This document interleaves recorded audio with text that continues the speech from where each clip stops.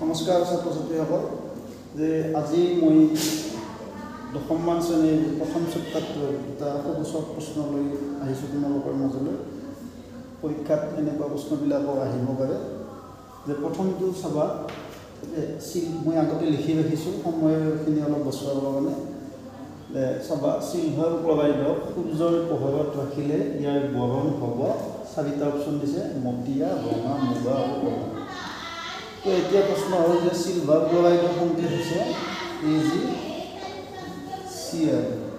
এতিয়া এই AgClক যদি আমি সূৰ্যৰ পোহৰত ৰাখোঁ তেতিয়া উৎপন্ন হয় Ag আৰু Cl, অৰ্থাৎ চিলভাৰ আৰু ক্লৰাইড। এতিয়া এই চিলভাৰ যিটো আয়ন আছে সেই বায়ুত থকা অক্সিজেনৰ লগত লগ হৈ পেলাই কি উৎপন্ন কৰে? Ag উৎপন্ন কৰে, অৰ্থাৎ চিলভাৰ অক্সাইড উৎপন্ন কৰে। গতিকে এই চিলভাৰ অক্সাইডৰ বৰণটো কি? মটিয়া। সেইকাৰণে এই চিলভাৰ ক্লৰাইডক যেতিয়া আমি সূৰ্যৰ পোহৰত ৰাখোঁ তেতিয়া মটিয়া ৰঙৰ দেখা যায়।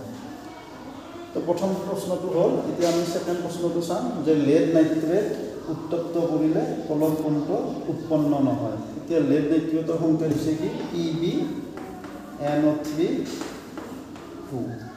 এতিয়া এই লেড নাইট্ৰেটক যেতিয়া আমি উত্তপ্ত কৰোঁ তোমালোকে মনত ৰাখিবা,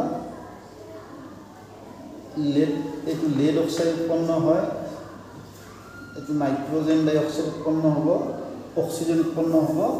এইটো তোমাৰ CO2 আছে প্ৰশ্নটোত মই লিখা ভুল হৈছে যে আমাৰ কি হয়, লেড অক্সাইড উৎপন্ন হ'ব, NO2 উৎপন্ন হ'ব, O2 উৎপন্ন হ'ব, কিন্তু কাৰ্বন ডাই অক্সাইড উৎপন্ন নহয়। গতিকে আমাৰ এইটো চাৰিটা অপশ্যন দিয়া আছে।